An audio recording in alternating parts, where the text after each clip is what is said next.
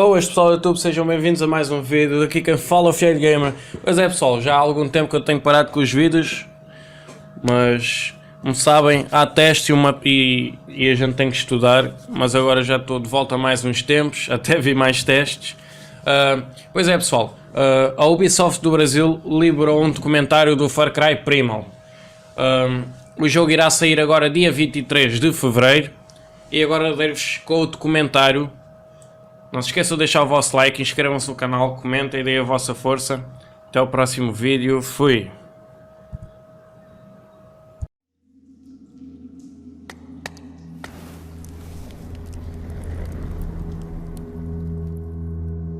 The year is 10,000 BC, the end of the last ice age, and mankind is on the brink of extinction. Amidst a fierce and savage world, our ancestors were left with two choices: adapt or die. This is the setting of Far Cry Primal, Ubisoft's latest game in the popular Far Cry series. In it, players will experience the Stone Age, a period which would change the course of human history and lay the foundation for our lives today.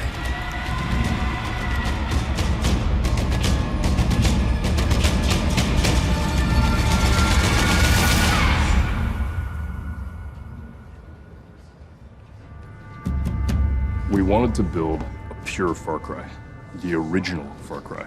Almost something that was stripped of everything that was Far Cry and almost take it right down to its chassis.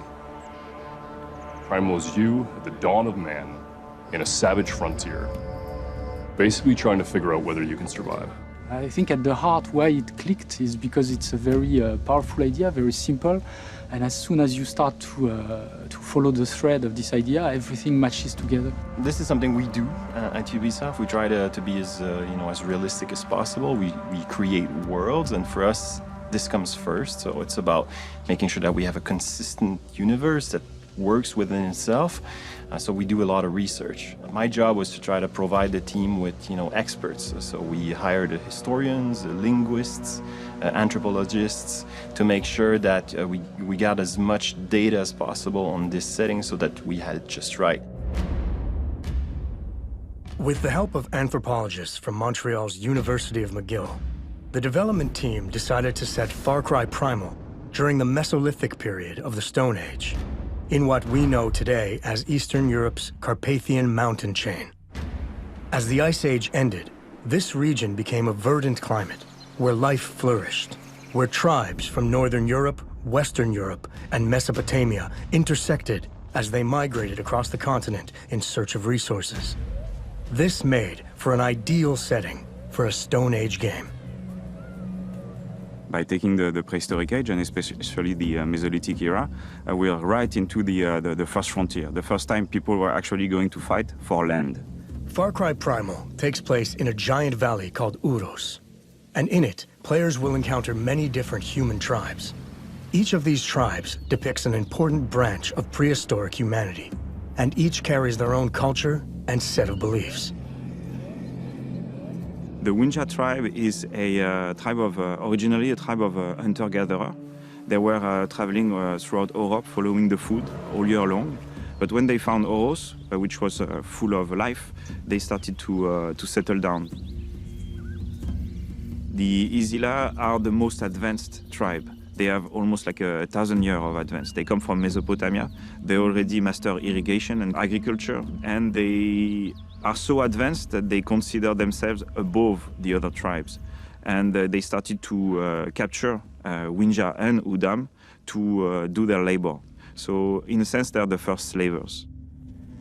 During their research, a third possibility emerged that fascinated Far Cry Primal's development team. Throughout history, there have been known anomalies in human development, groups that have evolved in total isolation for hundreds or even thousands of years. The Udam tribe is an exploration of this concept.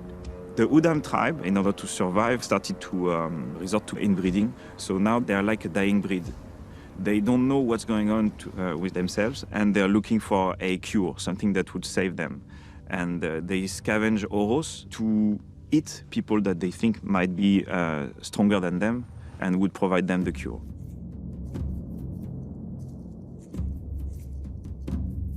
Far Cry games are about exotic location, places with weird characters, but also about authenticity. And the language is really essential. We wanted the characters to speak something that could have been spoken at the time, so we turned to experts that we found to help us recreate a language that has been dead for 12,000 years.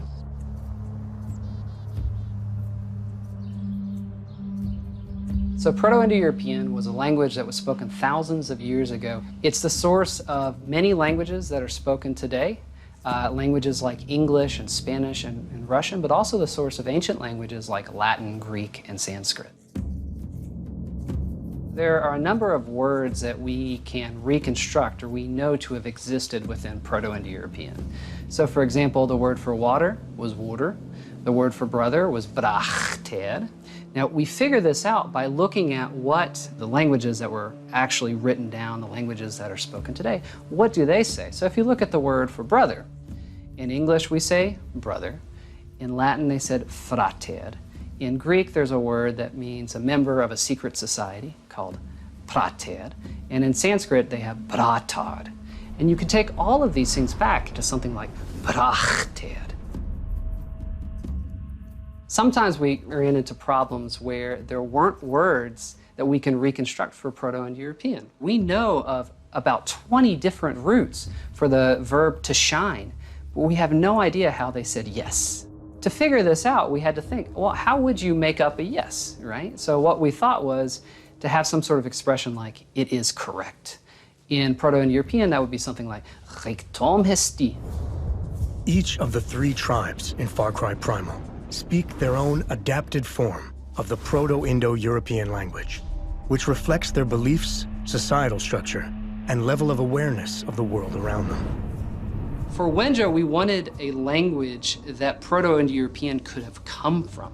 So we looked at certain very ancient features of Proto-Indo-European, and we assumed them to be the baseline for not only the Wenja tribe, but also the Udam.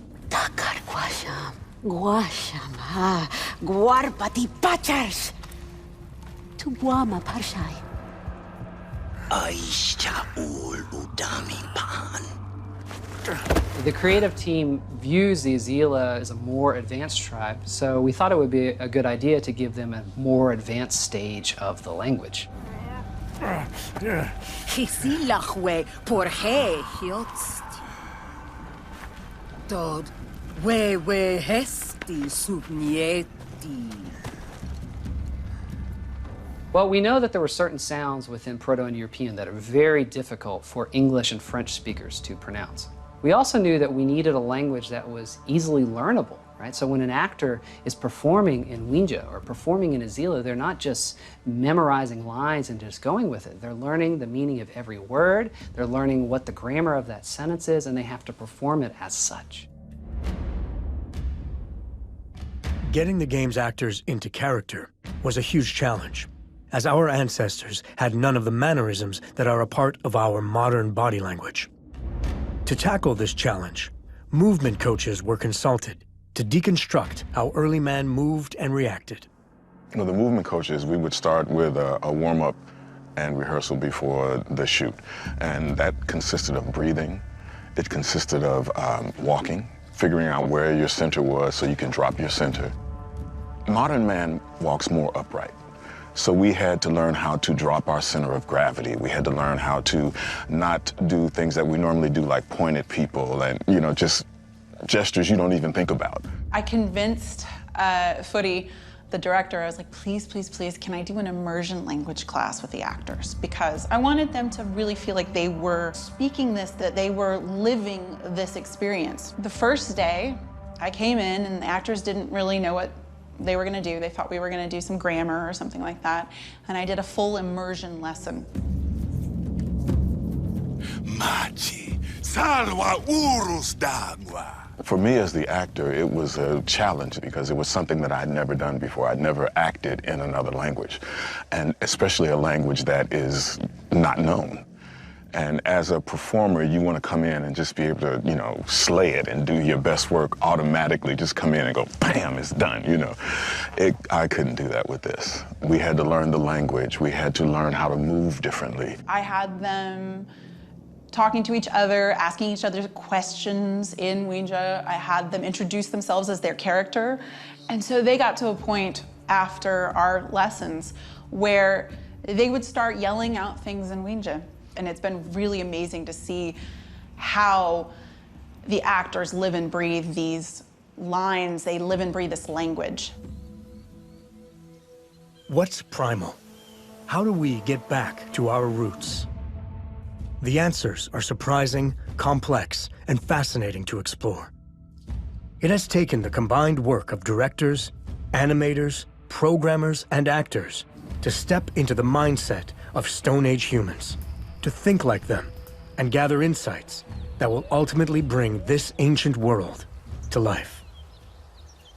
This is really something that's fascinating when you explore the life of men 12,000 years ago, is that they were very close from what we are. They had beliefs, they started to have, they took care of their dead, they wanted to teach the future generation what they had seen and what they had experimented. So they were already really very close from what we were. I think as people, we do tend to live in behind us or in front of us, and we miss what's happening right here. But in Primal Man, he had to be aware of what was happening right there because everything was dangerous. You can see how simple life was back then, how fragile it was at the same time. People lived 30 years max. It was hard. It was really hard. So again, this, I guess this game will make you feel more connected to nature and to what being a human is.